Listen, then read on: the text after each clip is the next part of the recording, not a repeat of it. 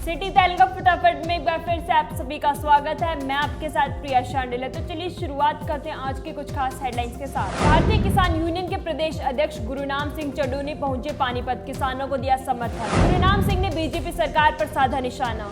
प्रदेश के गृह मंत्री और डिप्टी सीएम दुष्यंत चौटाला पर भी सवाल किए खड़े। पानीपत के कुराना गांव में कबड्डी स्टार की खेत में संदिग्ध हालात में हुई मौत। 1 महीने के अंदर परिवार में हुई दूसरी मौत। मौत के कारणों का नहीं हो पाया अभी खुलासा। पुलिस ने परिजनों के बयान पर मामले की जांच की शुरू। औद्योगिक नगरी पानीपत में चोरों के हौसले बुलंद। दिन दहाड़े चोरी की वारदात को दिया जा रहा अंजाम। संभालगढ़ शहर के रेलवे रोड पर एक ट्रेडिंग की दुकान के पास बियोली विद्युत सब स्टेशन इंचार्ज का 1 लाख रुपए से भरा बैग हुआ चोरी। घटनास्थल से सीसीटीवी फुटेज जा रहे खंगाले। पुलिस द्वारा मामले की गहनता से की जा रही जांच। सितंबर माह में कोरोना कहर जारी, लेकिन रिकवरी रेट राहत देने वाला। 1 महीने में 18 दिनों में 2481 लोग ठीक होकर लौटे घर। इस महीने के 18 दिनों में 2481 लोग ठीक होकर लौटे घर। जिले में अब तक कुल 72 लोग हार चुके हैं कोरोना से जिंदगी। आइए अब देखते हैं खबरें विस्तार से। देश के किसान, खेत मजदूर, मंडी के आड़ती, मुनीम, मंडी मजदूर, ट्रांसपोर्टर और मंडी से जुड़े लाखों करोड़ों लोगों की रोजी रोटी पर भारतीय जनता पार्टी की मोदी सरकार और हरियाणा की भाजपा जजप्पा सरकार ने हमला बोला है। भारतीय जनता पार्टी और जजप्पा हरियाणा में और दिल्ली में प्रधानमंत्री श्री नरेंद्र मोदी हिंदुस्तान के किसान को अपने खेत में मजदूर बनाकर गुलाम बनाना चाहते हैं। भाजपा ने खेत और खलिहान पर एक षड्यंत्रकारी आक्रमण और अतिक्रमण किया है। भारतीय जनता पार्टी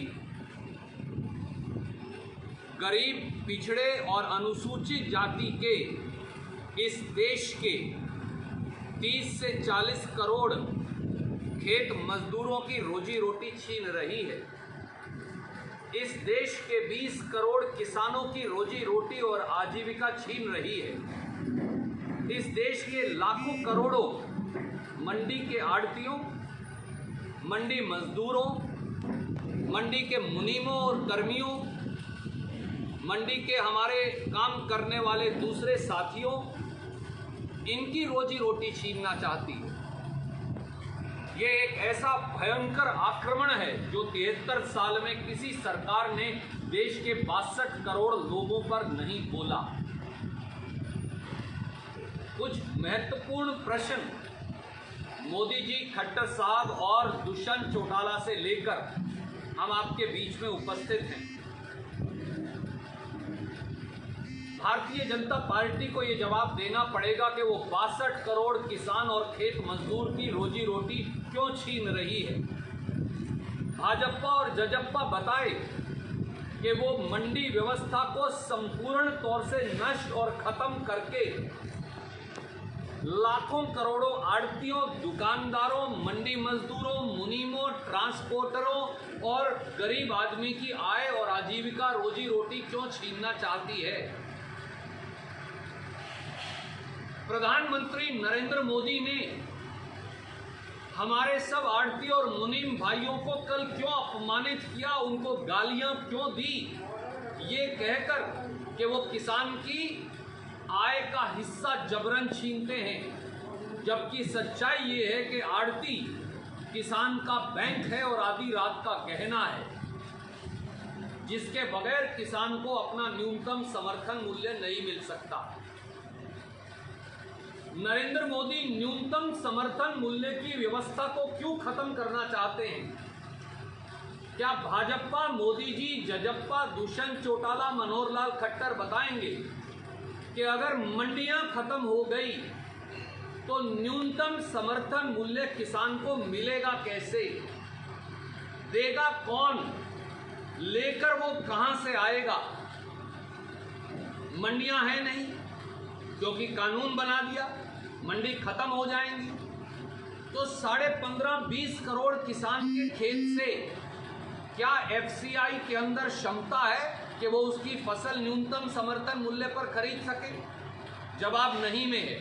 और अगर एफसीआई के पास ये क्षमता नहीं, तो जो 4 या 5 दलाल कंपनियां इस देश में बन जाएंगी, अगर वो अपनी मनमर्जी से कम भाव पर किसान की फसल खरीदते हैं तो क्या मोदी सरकार न्यूनतम समर्थन मूल्य की गारंटी कैसे देगी और क्या देगी?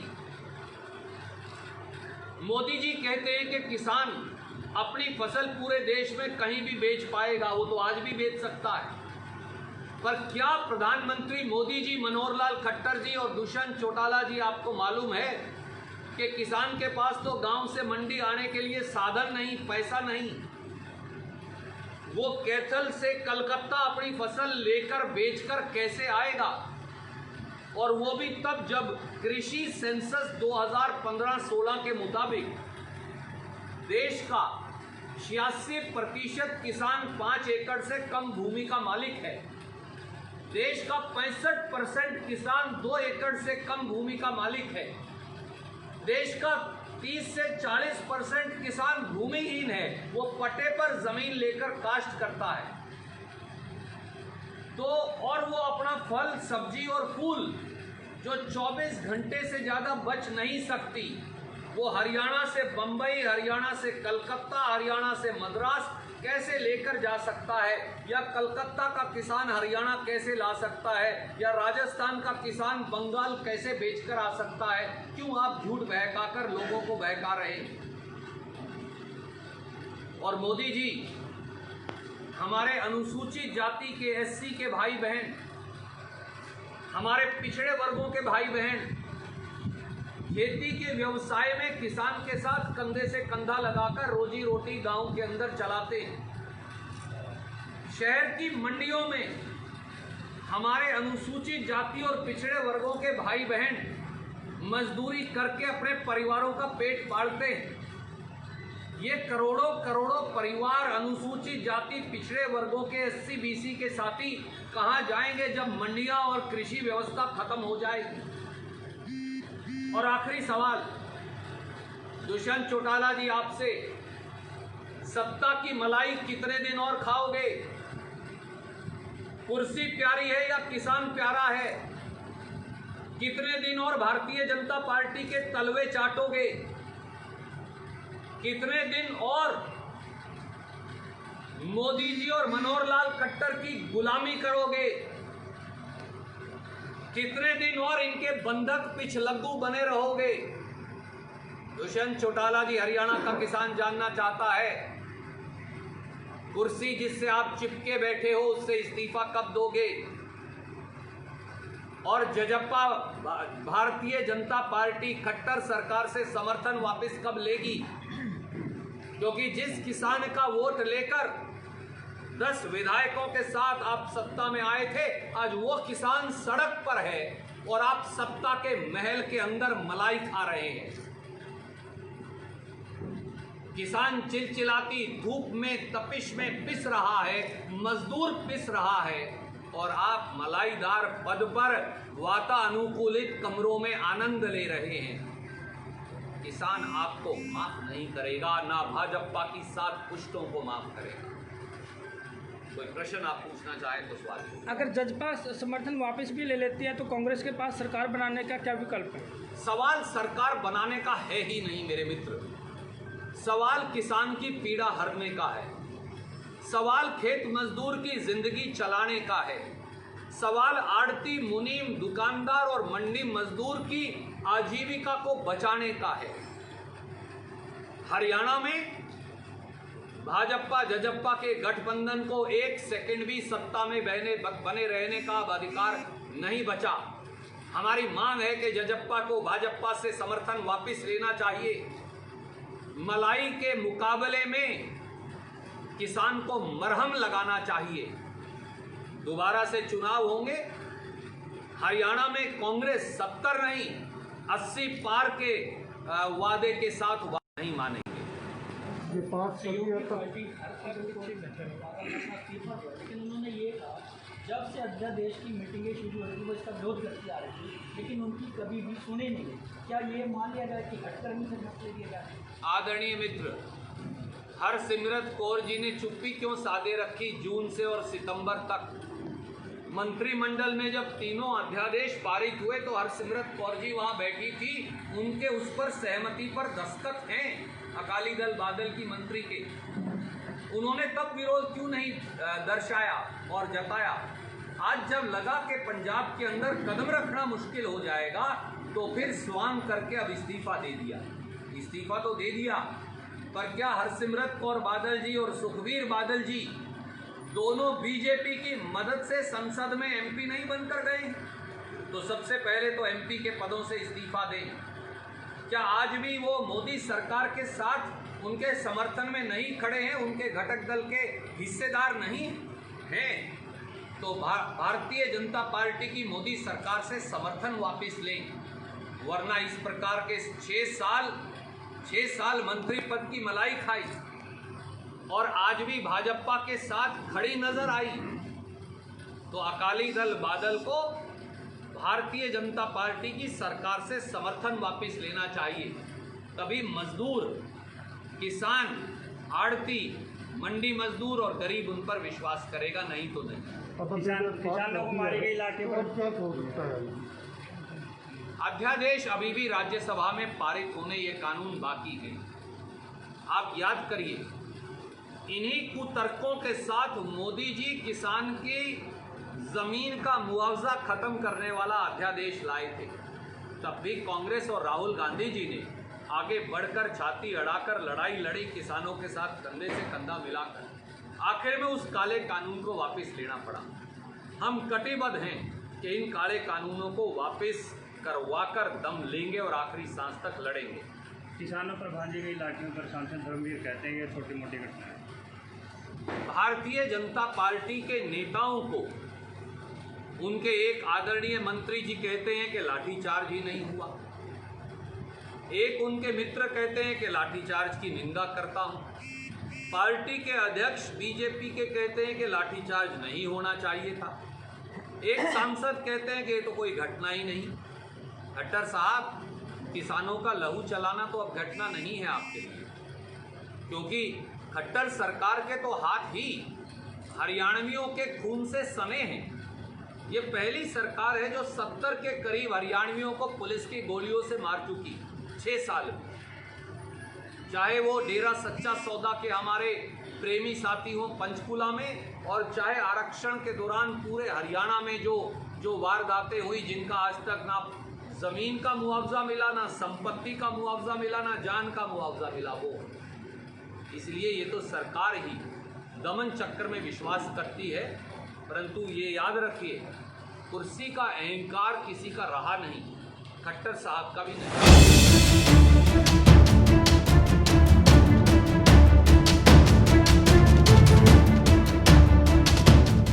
एक महीने के अंदर परिवार में हुई दूसरी मौत। स्टेट लेवल सर्कल कबड्डी खिलाड़ी की संदिग्ध हालात में हुई मौत। दरअसल मामला पानीपत के गांव कुराना का है, जहां संदिग्ध परिस्थितियों में खेत में कबड्डी स्टार सुरेंद्र का शव मिला। कबड्डी खिलाड़ी का शव मिलने से गांव में सन्नाटा पसर गया है। पहले मां, फिर भाई के बाद अब घर में एक और मौत से परिजनों का रो रो कर बुरा हाल है। सूचना पाकर पुलिस मौके पर पहुंची और शव को कब्जे में लेकर पोस्टमार्टम के लिए सामान्य अस्पताल भिजवाकर जांच शुरू कर दी गई। परिजनों ने बताया कि मृतक सुरेंद्र हरियाणा का स्टार खिलाड़ी था। कई राज्यों में खेलकर ढेर सारे इनाम जीते थे। करीब 1 महीना पहले ही बड़े भाई का भी खेत में ही शव मिला था और करीब 1.5 साल पहले मां की भी मौत हो गई थी। परिवार पर दुखों का पहाड़ टूट पड़ा है। परिजनों ने बताया कि उसकी किसी के साथ कोई रंजिश नहीं थी। वह खिलाड़ी होने के नाते सभी से अच्छा व्यवहार करता था। उन्होंने बताया कि सुरेंद्र शाम के समय खेत के लिए निकला था और घर वापस नहीं लौटा। जब सुरेंद्र देर रात तक भी घर नहीं लौटा तो परिजनों ने उसकी काफी तलाश की, लेकिन उसका कोई पता नहीं चल पाया।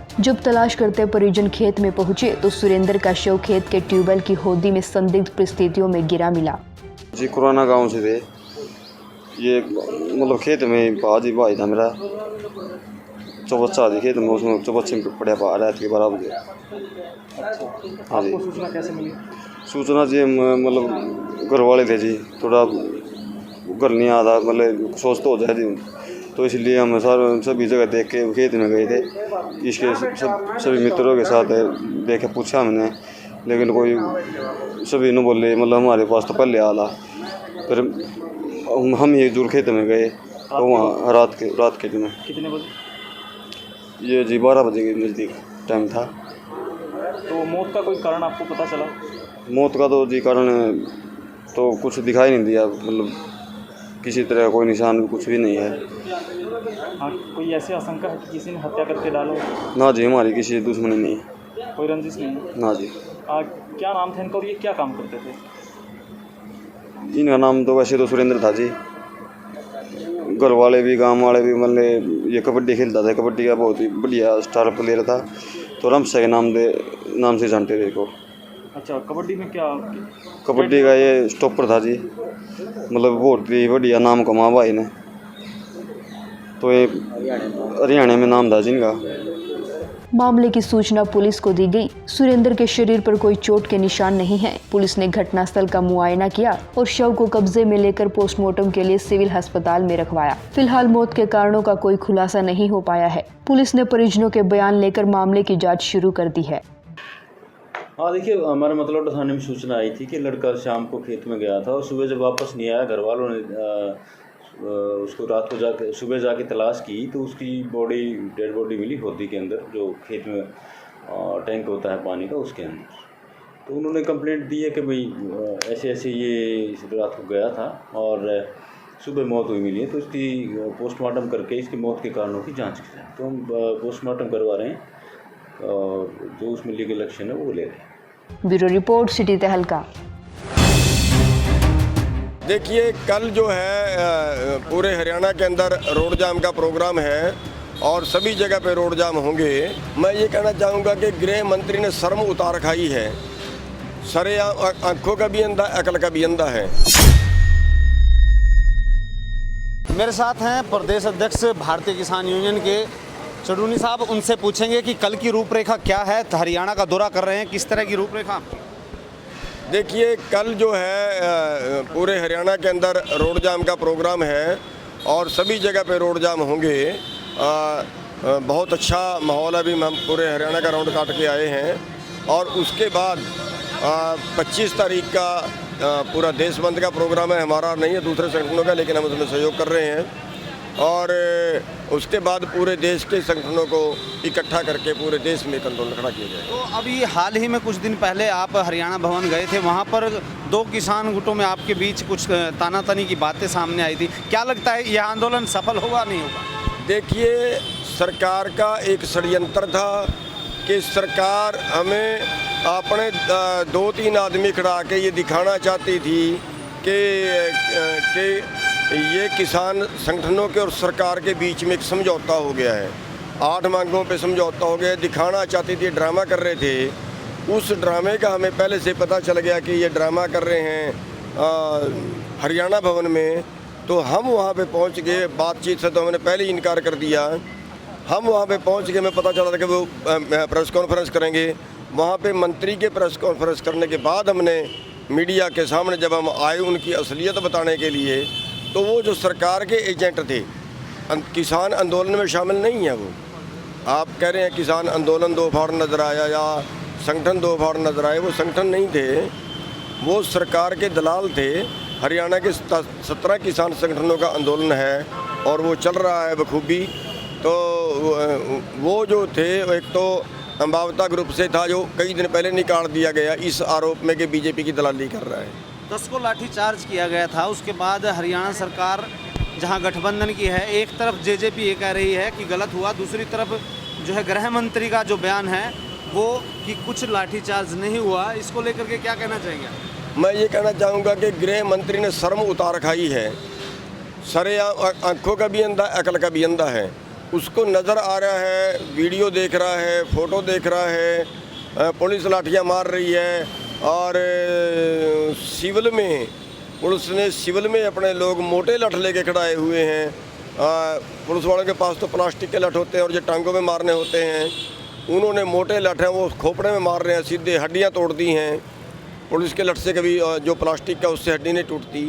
ये सारी फोटो में देखने के बावजूद अगर कोई आदमी ये कहता है कि लाठीचार्ज हुआ ही नहीं, तो ये तो फिर बेशर्मी हो सकती है। और दूसरी तरफ उन्हीं की सरकार के पार्टनर ये कहते हैं कि लाठियाँ किसानों को नहीं पड़ी हैं, लाठियाँ हमारे शरीर पे पड़ी हैं। ये ड्रामा मेरे को समझ नहीं आया। वो जांच की भी मांग कर रहे थे, किस तरह? जांच की भी मांग कर रहे थे। जांच तो किसी ने करने, मुकदमा दर्ज होना चाहिए। ये सिविल में अपने लोगों को खड़ा के में मरवा थोड़ा ही सकते हैं। सिर में लाठी मारने का मतलब है आदमी को मारने का इरादा। पुलिस को मारना नहीं होता, पुलिस को तो भगाने होते हैं, टांगों पे मारना होता है। तो जो और उनके हमने नाम बता दिए, उनके आइडेंटिटी कार्ड तक हमने पेश कर दिए, किसी के ऊपर आज तक मुकदमा दर्ज नहीं किया है। तो अब आपको गिरफ्तार भी किया गया था जो है सिंगू बॉर्डर के पास से, तो क्या लगता है कि कल के लिए आप किसानों से मिल के आए हैं, क्या रूपरेखा तैयार की गई है? देखिए, सरकार ने एक कह लीजिए एक तरह कर्फ्यू जैसी स्थिति दिल्ली की बना दी। जिस दिन दिल्ली में संसद में ये कानून पास होने थे, उस दिन दिल्ली को पूरी तरह चौगिरदे सील कर दिया गया। कोई भी किसान को, एक आदमी को भी दिल्ली में नहीं घुसने दिया गया। हालांकि मीटिंग करने के लिए जा रहे थे, पकड़ लिया गया, 3 घंटे थाने में बिठा के रखा अवैध तौर पे। तो ये लोकतंत्र कहाँ है? जब किसान, मजदूर, आड़ती, व्यापारी सारे मिलके कह रहे हैं कि हमें ये जो अध्यादेश हमें नहीं चाहिए, उसके बावजूद भी इस तरह से करके, प्रताड़ित करके, इस तरह से कर्फ्यू जैसी स्थिति बना के उनको पास कर रहे हैं, फिर लोकतंत्र कहाँ बचा? ये तो लोकतंत्र की हत्या है।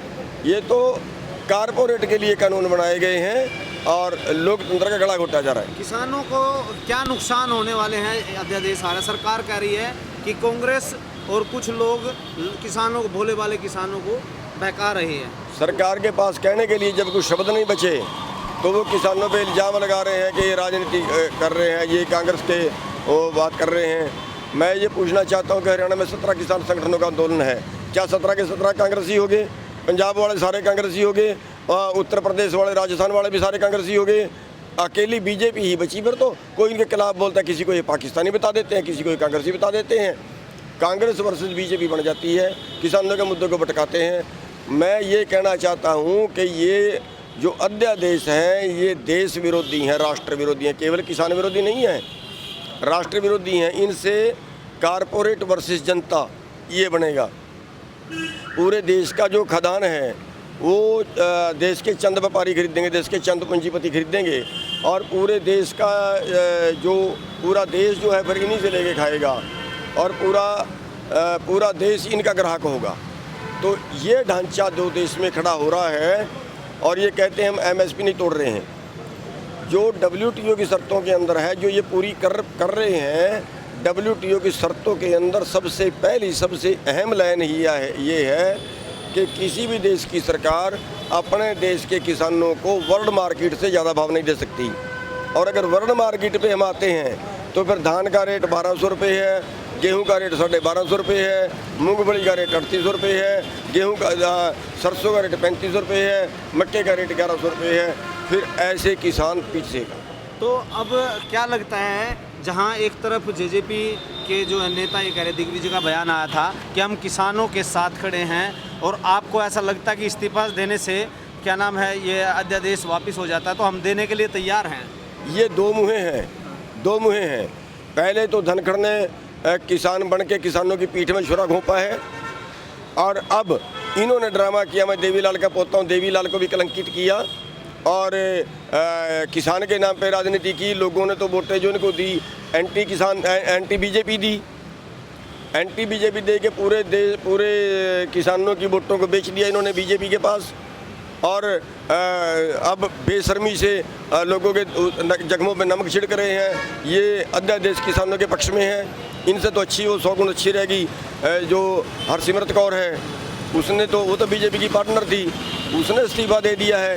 इनकी तो ज़मीर मर गई है, इनकी आत्मा मर गई है। ये इनको सरकार से किनारे नहीं होना चाहिए। क्या राज करने के लिए ज़िंदगी मिली है बस?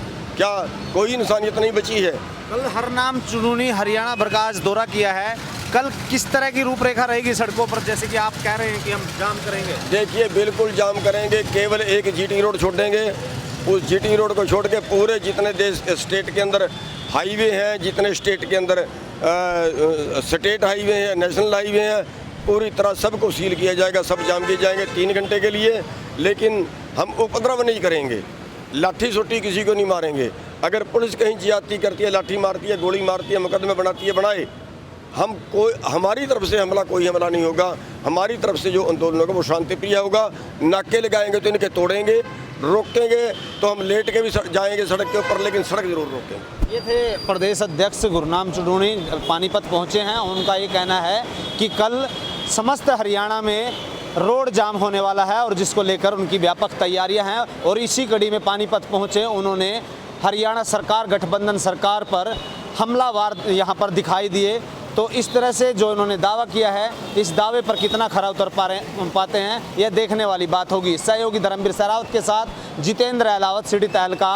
औद्योगिक नगरी पानीपत में चोरों के हौसले इतने बुलंद हो चुके हैं कि दिन दहाड़े चोरी की वारदात को अंजाम दिया जा रहा है। ताज़ा मामला समाल का ब्लॉक का है, जब जीटी रोड स्थित SBI के बाहर खड़ी बाइक पर बैग में 1 लाख रखे थे, जिन पर चोरों ने हाथ साफ कर दिया। दरअसल यह बैग गांव खोजकीपुर के रहने वाले जेई का था। पीड़ित ऋषिपाल ने जानकारी देते हुए बताया कि वह HVPNL में बतौर जेई की पोस्ट पर गांव बिहोली में कार्यरत है। क्या नाम आपका? ऋषिपाल। इस बात क्या कुछ मामला है?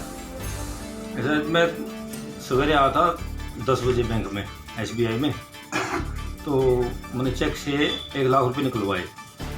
तो निकलवा कर मैं बाहर निकला, उसमें थैले में जो बाइक पर थैला लग गया, उसमें मैंने पैसे और चेक बुक और पासबुक उसमें डाल दिए।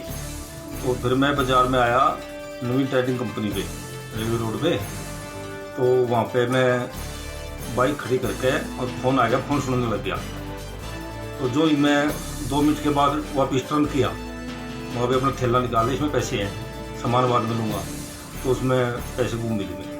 उनके प्लाट में दीवार बनाने का काम चल रहा है। शुक्रवार की सुबह करीब 10 बजे उन्होंने जीटी रोड स्थित SBI बैंक में चेक के माध्यम से 1 लाख रुपए निकलवाए और बैंक के बाहर खड़ी उनकी बाइक में बैग में एक सफेद रंग की पॉलिथीन में रख दिए। उसके बाद वह ट्रेडिंग की दुकान के पास रेलवे रोड पर पहुंचे तो उनके पास किसी की कॉल आ गई और वह फोन पर बात करने लगे। 2 मिनट बाद उन्होंने मुड़कर देखा तो बैग में पैसे का थैला नहीं था, जिसके बाद उन्होंने समालका पुलिस चौकी में शिकायत दी और पुलिसकर्मी घटनास्थल पर जांच के लिए पहुंचे। चौकी इंचार्ज राजकुमार ने बताया कि घटना की सूचना मिलते ही जिस पर मौके पर पहुंचकर लोगों से जानकारी ली गई। हाँ, एक ऋषिपाल जेई है जो HVPNL में, उसने SBI बैंक से 1 लाख रुपए निकाले थे और वो थैले में डाल के अपना बाइक पर चलाया है। वो बाइक के थैले से किसी ने चोरी की है। वो कंप्लेन हमें मिली थी, उसमें FIR दर्ज होनी चाहिए और इन्वेस्टिगेशन फुटेज वगैरह खंगवा रहे हैं। इसमें गंभीर से संपर्क कोशिश। CCTV फुटेज खंगाले जा रहे हैं। मामले की गहनता से जांच की जा रही है। जल्द आरोपी को पकड़ लिया जाएगा। समालका से सिटी तहलका के लिए रतनलाल की रिपोर्ट। कोरोना महामारी का प्रकोप तेजी से लोगों को चपेट में लेता जा रहा है, लेकिन महामारी है कि थमने का नाम नहीं ले रही है और लगातार पानीपत जिले में कोरोना रोगियों की संख्या और मौत का आंकड़ा तेजी से आगे बढ़ रहा है। बीते दिन भी एक साथ फिर 2 लोगों ने कोरोना से जान गंवाई। पहलवान चौक निवासी 43 वर्षीय और देवी मंदिर के नजदीक रहने वाले 55 वर्षीय व्यक्ति की कोरोना प्रभाव से मौत हो गई। जिले में अब तक कुल 72 लोग कोरोना से जिंदगी हार चुके हैं, तो वही एक साथ फिर 184 नए संक्रमित मामले सामने आए हैं। अनलॉक होने के बाद सबसे अधिक केस और मौतें हुई हैं। इस महीने जहां कोरोना का कहर जारी है, वही रिकवरी रेट राहत देने वाला है। इस महीने के 18 दिनों में 2445 संक्रमित मामले सामने आए, तो वही 2481 केस ठीक भी हुए। जिले में रिकवरी रेट बढ़कर 76.93% हो गया और 1348 लोगों का अभी इलाज चल रहा है। लेकिन आमजन अब कहीं न कहीं कोरोना को हल्के में लेने लगे हैं। यही कारण है कि कोरोना मरीजों की संख्या का ग्राफ रफ्तार पकड़ रहा है और इसी तरह से आए दिन कोई न कोई कोरोना प्रभाव से जान भी गंवा रहा है। इसलिए लोगों को लगातार सावधानियां बरतने की आवश्यकता है। ब्यूरो रिपोर्ट, सिटी तहलका। आज के बुलेटिन में बस इतना ही। अगले बुलेटिन में फिर मिलेंगे कुछ और नई खबरों के साथ। तब तक देखते रहिए सिटी तहलका, सच के साथ। नमस्कार।